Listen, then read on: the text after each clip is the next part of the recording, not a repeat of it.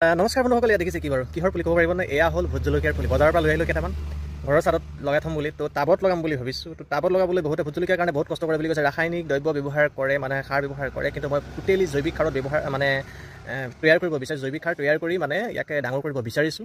অৱশ্যে অলপমান পোকৰ কাৰণে ৰাসায়নিক স্প্ৰে এটা কৰিম দৰৱৰ। তো মই নিজে পচোৱা নাছিলোঁ, এইবাৰ বজাৰৰ পৰা কিনি আনি ৰোপণ কৰিব বিচাৰিছোঁ। এয়া মোৰ প্ৰথম ফলাফল, কিন্তু বহুত ভাল আহিব বুলি মোৰ আশা। কি হয় নাজানো। টাবত কেনেদৰে মই ব্যৱস্থা কৰিছোঁ, কি দিছোঁ, কি নাই দিয়া, ভিডিঅ'টো চাওক শেষলৈকে, আপুনি বুজিব পাৰিব। খুব ভাল হ'ব বুলি ভাবিছোঁ। মাত্ৰ এটাই ব্যৱহাৰ কৰিম, ৰাসায়নিক দৰৱ, কিন্তু পোকৰ কাৰণে স্প্ৰে এটা কৰিম। মই লগতে স্প্ৰে কৰি দেখাই দিছোঁ, আপোনালোকে চাই লওক। ষ্টেপ 1, গছৰ সৰু সৰু শুকান ডাল ভাঙি দি দিয়ক, চবতে কমকৈ দিয়ক। ষ্টেপ 2, শুকান বালি দিব, কমকৈ কিছু পৰিমাণে শুকান বালি দিব লাগিব। ইয়াৰ পাছতে ষ্টেপ 3, শুকান গছৰ শুকান পাত কিছু পৰিমাণে দিব লাগিব। ইয়াৰ পিছতে আছে 4ত অলপ শুকান গোবৰ ছটিয়াই দিয়ক।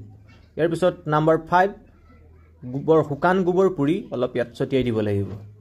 ঠিক আছে, এইটো পোকৰ কাৰণে ৰক্ষা পৰিব। নাম্বাৰ 6ত আছে শুকান গোবৰ, পুৰা গোবৰ আৰু বালিচহীয়া মাটি, তিনিটাৰ মিশ্ৰণটো দিব লাগিব কিছু পৰিমাণে। শুকান গোবৰ, পুৰা গোবৰ আৰু বালিচহীয়া মাটি, এই গোটেইকেইটা মিক্স কৰি একেলগে চবতে ঢালি দিয়ক। নাম্বাৰ 7, শুকান পুৰা গোবৰ। শুকান পুৰা গোবৰটো বুজি পাইছে নিশ্চয়, তাৰ দিয়ক। তাৰপিছত নাম্বাৰ 8ত আছে মাটি, শুকান গোবৰ, পুৰা শুকান গোবৰৰ মিশ্ৰণ সম্পূৰ্ণভাৱে ইয়াত ফিলিং কৰি দিয়ক। তো এইটো ৰেডি কৰিলোঁ, ৰাসায়নিক দৰৱ। তো পোকৰ পৰা পৰিত্ৰাণ পাবলৈ মই আগতীয়াকৈ স্প্ৰে কৰি দিছোঁ। চাওক এইটো। তো বহুত দিনলৈ কাম দিব, ইয়াত পোক নাহে সহজে।